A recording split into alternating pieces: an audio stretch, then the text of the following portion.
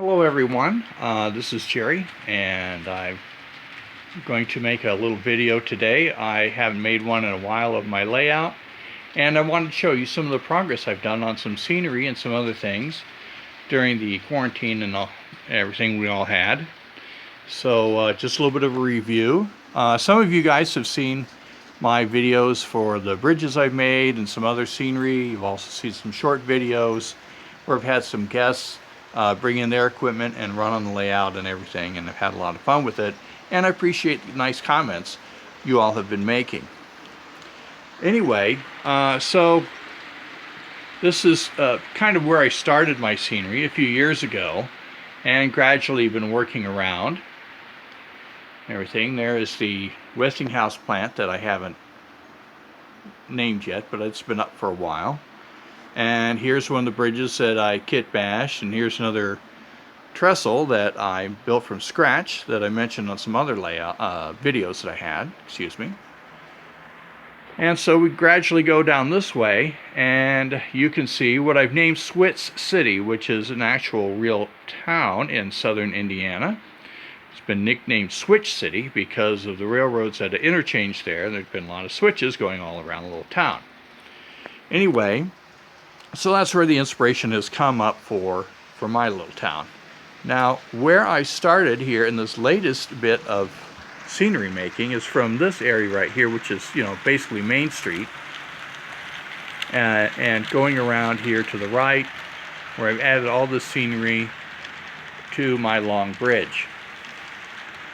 So just a few highlights here on this this point right here. We can see these what I call corrugated metal pipe that drain underneath the tracks. Those actually started out as plastic soda straws that I painted silver, and then after the silver paint cured, I painted some striping going around the outside with rust color to make it look like the corrugated metal pipe. That came out pretty good. Here I've got a water tower that I've added, but I haven't really put any labeling on it for the town, which it would have. Since I put in this other highway, I've connected the machine shop and also the Farm Bureau Co-op to it, so they each have two entrances now. And this I added on kind of a whim, a little petroleum farm of some kind. A little fossil fuel area, I call it. I've noticed sometimes in driving around rural Indiana, I'll see these pipes and coming right up from out of the ground, and even some tanks and everything next to them. I've even seen them have a little flame burning off the waste gas on them. So I did the same thing. Now I'm going to be putting a chain link fence around here, but it looks like quite a little challenge to do, so I haven't quite done that yet. Anyway, so here's one of the highways. It is supposed to represent asphalt. Now then, the era that I'm modeling is basically, in the mid-60s or so and on back in time. And at that time, in Indiana at least, you'd have the double yellow lines with the white dash line in between them.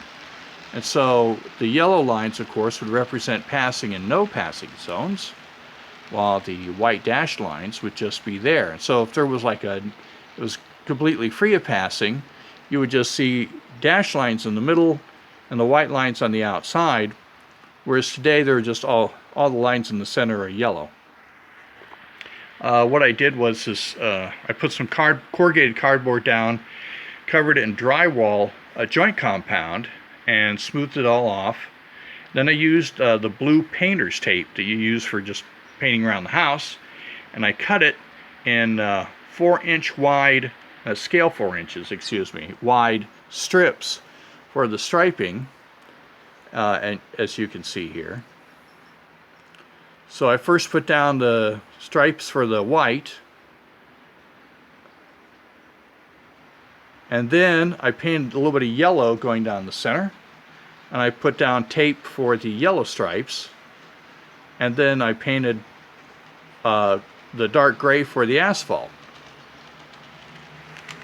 Whenever that paint was set, I peeled up all the blue tape, and then I had the stripes just the way I wanted.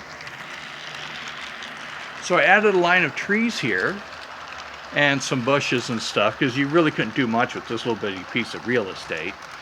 But it is meant as kind of to separate the view from the town, from a more rural area out here where I've got a flag station that I haven't painted yet. I'm going to put a platform under it and help that out. And then I got a signal tower, and you can see in the background I've got a grain elevator, and that has a connection there. Now what I plan to do for this flag station is I'm actually going to put two platforms there. One for the flag station as you see it, and right next to here I'm going to put, you know, a platform so that a person could get on to the train easier. And then this far area here where you see between the bushes, I'm going to put another one, because this track right here represents another main line crossing on these double diamonds and interchanges down here where you see the coaling tower and everything. Now these shrubberies right here are meant to represent a block or a difference in geography between where I got my bridge starting, going across a river, and then this part of Indiana. So I got the bridge going across here, which this little L&N train is going to be going across now. And I have another bridge section built, but I haven't installed it yet, that will go through this area. I'll put some bridge abutments and everything else. But I've been thinking about actually not doing too much down here at all, because mostly this is just open, so I can access my subway, as I call it, where I can turn around trains. And I got this town, which is basically the buildings are just there in position. That's not where they'll end up being. And I'll be raising this whole area up to, you know, from this level to actually meet the tracks at this level. This track right here will connect to a switch I've just kind of got in position temporarily here, and we'll go across, and then there'll be kind of a slope that'll go down to the area where I've got the turntable and everything. And then I'll have a retaining wall here, and then you can see some background buildings that I've been working on just back there, and they came out real nice, but you can also tell that they're really not plumb yet. Got this building here that I'm building from scratch. This is just kind of a mock-up where it's going to go. And I've got this coaling tower and a little fuel depot and everything, and just some stuff going on there. So that's some of the stuff you've seen there. If maybe some of you viewers were here in Indianapolis a couple, 3 years ago for the NMRA convention that was here in town. I was on the layout tour and had some people down here. So any of those folks who are looking at this video now would say, hey Jerry, you got other stuff since I've been there. Anyway, again, thank you very much for all your kind words that I've gotten over the course of time. And I hope you had some fun looking at this little video.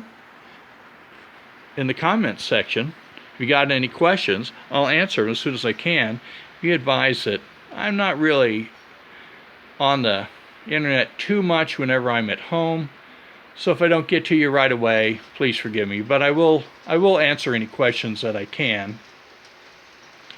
The only other real comment that I have at this time is that whenever I was putting in all this scenery and the ballasting for the track and so on, I sprayed I don't know how many gallons of water that was mixed with alcohol to make the water wetter, so that I could put on the white glue, you know, the reduced Elmer's glue, which had a little bit of detergent, which also made the water wetter, as it were, and everything. So I sprayed and sprayed and glued and sprayed and sprayed and glued some more. Now, this is nickel silver track, and it didn't rust. And I have softened water in the house. But still, it left a little bit of a residue, which took quite a bit of time to clean off. And also, the residue gave me a problem with the switch machines. These Pico switches are power routing, and then they didn't want to do power routing after I was all done, and I had to do extensive cleaning and adjusting and everything to get them to work again. So anybody who's doing a similar thing might want to keep this in mind while he's working on it. This is, I didn't clean off between each spraying, and I don't know if that would have helped or not, but anyway, that's how I did. So just a little side note for all you kids out there. Oh, and one other thing, just one more thing. I feel like Columbo here. There's always one more thing I almost forgot. I've been showing pictures of stuff I've done here to some friends of mine and everything, and they say, "Oh, that's your train set," and a little part of me dies inside whenever they say that. It's like, it's not a train set, guys, but you know, I let it go. They enjoy seeing the trains anyway, even though they call it a train set. Maybe I'm the only person who has that kind of a kind of a thing that bothers them. But you all have a great day, and again, thanks for watching. Bye.